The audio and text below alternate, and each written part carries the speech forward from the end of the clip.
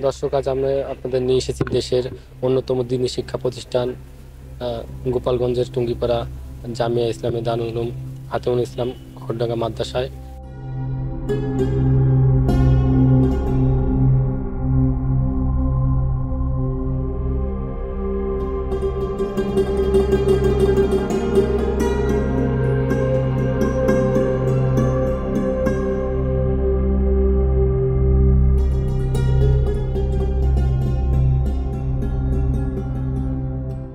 আপনারা জানেন, আগামী 27, 28, 29 নভেম্বর ঘোড়ডাঙ্গা মাদ্রাসায় 89তম ওয়াজ মাহফিল ও খাদেমুল ইসলাম ইজতেমা অনুষ্ঠিত হয়ে যাচ্ছে।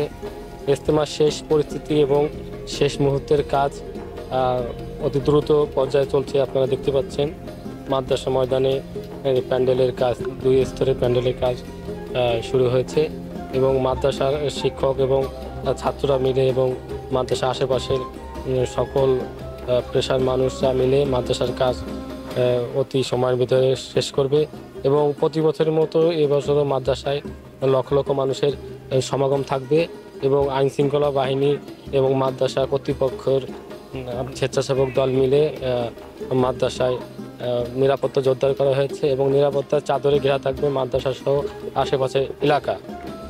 এবং দিনব্যাপী মাহফিলে ইসলামিক বিধিবিধান, তালিম, জিকির, আজগার ও মুসল্লিদের ইবাদত বন্দিগিতে পুরো এলাকা মুখরিত থাকবে। মাহফিলে আগত ধর্মপ্রাণ মুসল্লিদের উদ্দেশ্যে দেশ বিদেশের বিখ্যাত উলামা একরাম, পীর, মাশকারা ওয়াজ নসিহত পেশ করবেন এবং সদর সাহেব রহমতুল্লাহ শাহজাদা মাদ্রাসা মহাতামিম আল্লামা মুফতি রুহুল আমিন সাহেব মাহফিলে সভাপতিত্ব করবেন।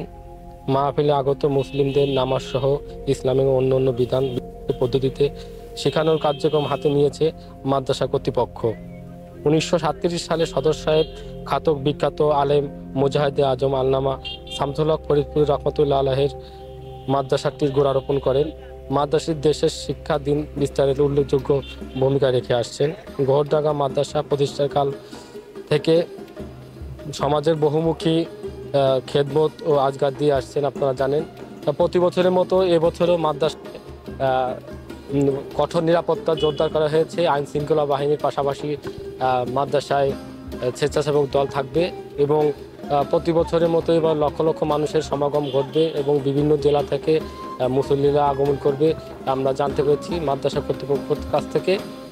এবং প্রতি বছর যেরকম নিরাপত্তা জোরদার করা হয়, আইন শৃঙ্খলার পাশাপাশি আনসার, বিজিবি এবং সেনাবাহিনীও থাকবে, এটা আমরা জানতে পেরেছি। এবং মাদ্রাসায় স্বেচ্ছাসেবক দলও থাকবে কঠোর নিরাপত্তায়, যাতে বাইরের কোনো ঝামেলা মাদ্রাসার উপরে না পড়ে। এবং রাজনৈতিক যে প্রভাব আসলে বাংলাদেশে পড়েছে, এমন কোনো প্রভাব এই মাদ্রাসার উপরে পড়বে না এমনটি আমরা আশা করছি। যেমন শামসুল হক ফরিদপুর রহমতুল্লাহ আলাহ, তিনি রাজনীতি করতেন না, তিনি একজন দেশের অন্যতম একজন শীর্ষ আলেম এবং সেই ক্ষেত্রে বাংলাদেশে পরিচিত লাভ করছে এই মাদ্রাসাটি। এবং তার নির্মাণধীন এই মাদ্রাসাটি 1947 সালে নির্মিত হয়।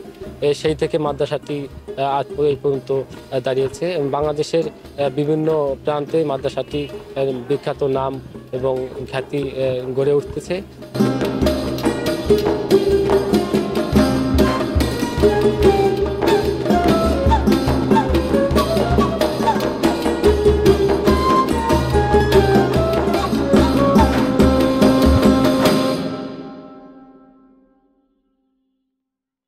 দৈনিক 71-এর বাণী, টুঙ্গিপাড়া, গোপালগঞ্জ।